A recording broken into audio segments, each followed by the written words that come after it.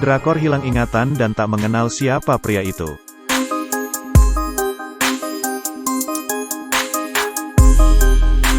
Seorang gadis terlihat berlari terburu-buru karena ada yang mengejarnya dan tak sengaja mobil pun lewat dan terjadilah tabrakan sehingga gadis itu masuk RS sehingga kondisinya kritis dan ingatannya hilang sehingga tidak mengenal siapapun.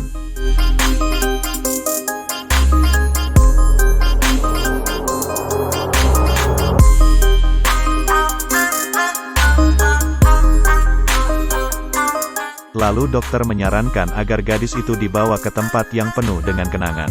Sopir mobil yang menabraknya juga ikut bertanggung jawab dan 2 orang polisi meminta keterangan pada pria itu lalu bertanya pada gadis itu tetapi dia tidak ingat apa-apa lalu polisi mengingati pria itu agar menjaganya dengan baik. Setelah itu seorang pria itu mengatakan kepada sopir itu agar tak mengatakan pada siapapun dan semua biaya RS ditanggung pria itu. Sopir itu berterima kasih dan pergi. 2 minggu kemudian gadis itu sembuh dari sakitnya tetapi dia masih tidak bisa mengingat apapun. Dia masih amnesia. Lalu pria itu membawa masuk gadis itu ke dalam rumah mewah lalu menjeskan semua tempat dan letak barang-barang. Pria itu menyuruhnya untuk ke kamar mandi tapi gadis itu terbayang seorang pria lain. Terlihat pria itu bersedih ingat pada gadis yang dia cintai. Lalu melihat foto dan itu foto ibunya yang sudah meninggal, lalu pergi ke kuburannya.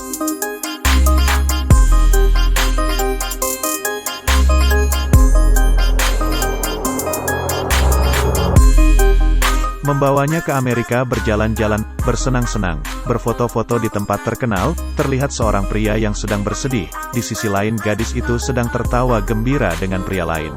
Membawanya jalan-jalan bermain dan berfoto.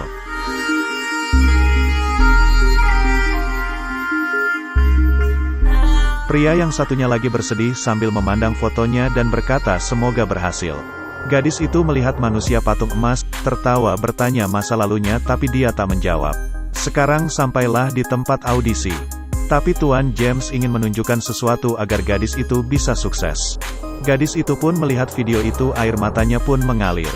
Lalu dia bertanya dari mana video itu. Pak James tak memberitahunya.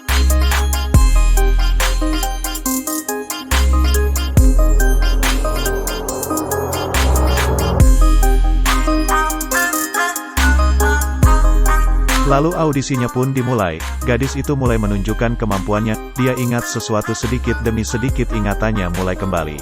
Mulai ingat pada pria masa lalunya. Ingat kenangan bersama pria itu. Pertunjukannya siap dia terlihat menangis. Lalu bertanya siapa kau sebenarnya? Aku Lee Juntae, pembohong kau. Kembali pada tahun yang lalu. Los Angeles, Amerika. Terlihat gadis berkostum emas. Dan terlihat acara pemberian penghargaan tetapi pria Juntae belum juga sampai ke lokasi.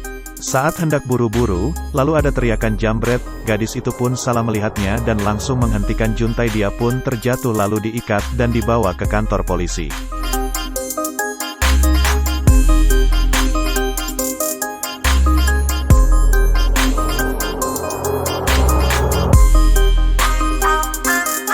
Saat di kantor polisi ternyata dia tak bersalah.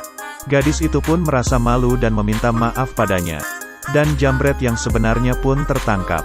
Gadis itu namanya Singsi. Sekarang terlihat dia jalan sendirian, sepedanya pun hilang. Lalu datang 2 pria ingin membawanya tapi dia tak mau terlihat pria itu jahat, lalu datang Juntae dia pun menghadapi mereka. Satu persatu Juntae menghajar mereka.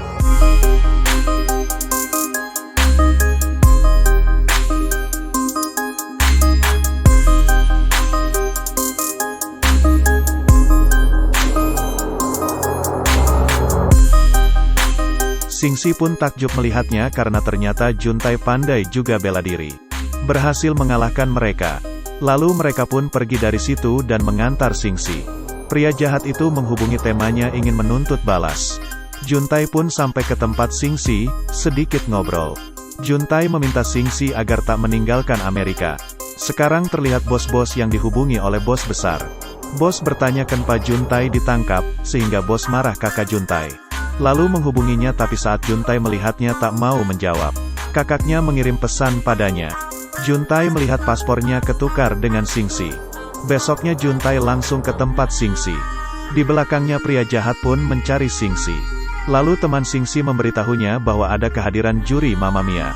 Lalu dia dapat telepon bahwa keluarganya dapat masalah besar. Orang tuanya bangkrut dan pingsan. Temanya membawa dia untuk mengikuti kontes dan memberi semangat padanya.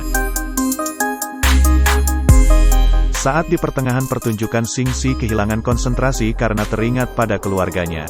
Juntai terlihat terus mencari Xingxi, dan juga pria jahat itu sehingga mereka pun bertemu dan terjadi pertengkaran sampai ke ruangan studio yang sedang Xingxi ikuti.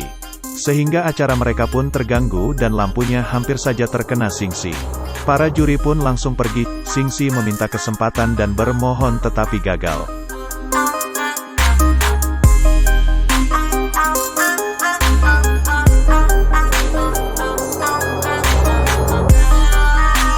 Impiannya pun sekarang jadi sirna. Juntai merasa sedih melihat Xingxi. Sekarang mereka terlihat bersama tetapi terjadi pertengkaran. Dia menyalahi Juntai karena perkelahian itu. Xingxi terlihat kakinya sakit. Pria jahat tadi sudah diamankan oleh polisi. Itulah cerita singkatnya. Jika kalian mau sambungannya akan kita sambung lagi asalkan penontonnya juga ada. Terima kasih sudah menonton. Jangan lupa yang belum tekan tombol subscribe, ayo tekan tombol subscribe lalu bunyikan loncengnya. Terima kasih, sampai jumpa.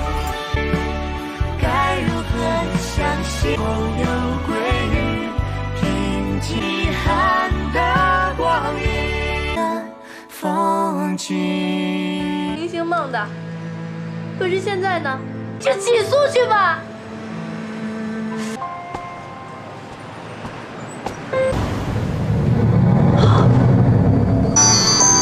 韩星子，星子，你在哪儿啊？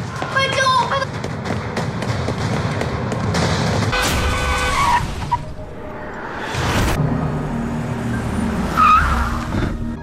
快！喂，是120吗？你们赶紧的！星子。双人床看一个人的显得歌很长，街灯又会为谁唱一个人的歌。那你做的，爱情在一起，我喜欢的人是你，绽放自己的光芒。他就偶尔让你。写一首一个人热一把，李俊泰，日复一日。